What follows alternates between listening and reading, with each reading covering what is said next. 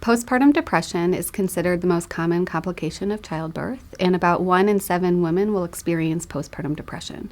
Postpartum depression is depression that occurs in the postpartum period, so within 12 months after the birth of a child, and it consists typically of a variety of symptoms and signs: low mood that lasts most of the day, most days of the week, lack of interest in things you typically enjoy, low motivation, low energy, difficulty sleeping. It can be hard sometimes to determine whether or not someone is experiencing postpartum depression because part of the symptoms of postpartum depression overlap a little bit with what typically happens in the postpartum period. A lot of women have difficulty with sleep and energy in the postpartum period, so it's very important to pay attention to these signs and symptoms. When we think about depression, we often will consider depressive episodes, which is depressive symptoms that occur for about 2 weeks. So someone may experience a depressive episode, and they may also experience multiple depressive episodes, or could experience chronic depression that lasts a significant period of time. So your tendency may be to try to tough your way through postpartum depressive symptoms, and I'm sure we're all familiar with the term mom guilt and feeling like you need to just suck it up and deal with it, or it's okay that I'm crying in the shower every day, it's okay that I'm exhausted, I need to keep going for my baby. But it's very, very important that you actually take care of yourself and seek help and support at those first signs and symptoms of postpartum depression. Think about what flight attendants say on the flight, so it's important to put your own oxygen mask on first before helping others, including children, and that can be very relevant for the postpartum period. There are some things you can do to reduce the risk for postpartum depression, and individuals with risk factors that are related to increased risk for depression should be mindful of engaging in some of these protective activities.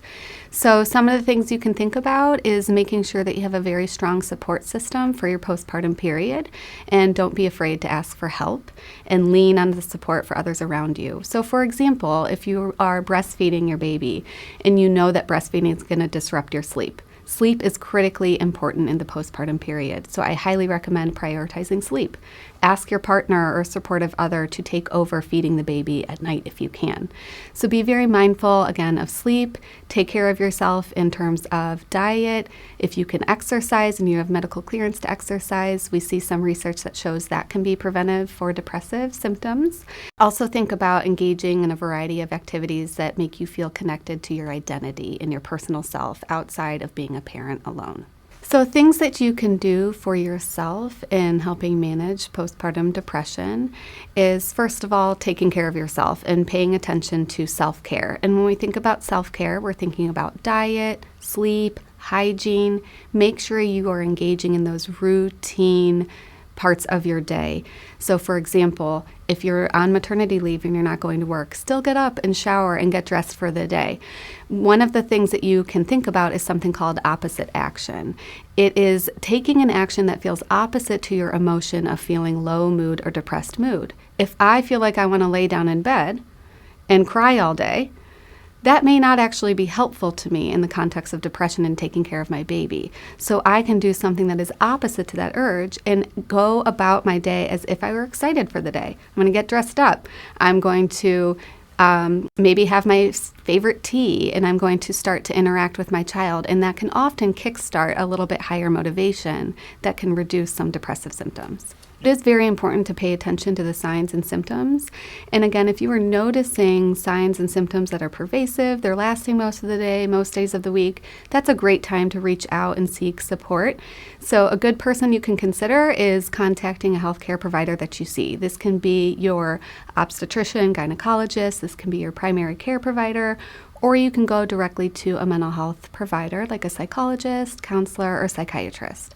So 2 of the most recommended psychotherapies or psychological interventions to treat postpartum depression are cognitive behavioral therapy and interpersonal therapy. These are both considered evidence-based therapies, meaning they are backed by a significant amount of research that shows they are effective in treating postpartum depression. Cognitive behavioral therapy focuses on identifying and changing any of the maladaptive or unhelpful thoughts that you might be having about yourself or other people or the world. So for example, if you're noticing a thought, I'm a terrible mom, or I never do anything right, The therapist can help you in identifying those unrealistic cognitions and thoughts and really change them. And the other thing that gets focused on in CBT, or cognitive behavioral therapy, is identifying any unhelpful or maladaptive behaviors. So what are the behaviors that you can change in your life to regain a sense of control and improve your mood and energy? Interpersonal therapy is the second approach that is among the recommended list for therapies to treat postpartum depression. This therapy focuses on looking at relationship factors and improving relationship functioning, so things like assertive communication within a relationship, and focusing on how functioning across these relationships can improve mood overall. The good news is you are not alone, and we are going to get you through this. For many women, when they receive treatment for postpartum depression, they experience recovery and may never experience depression again.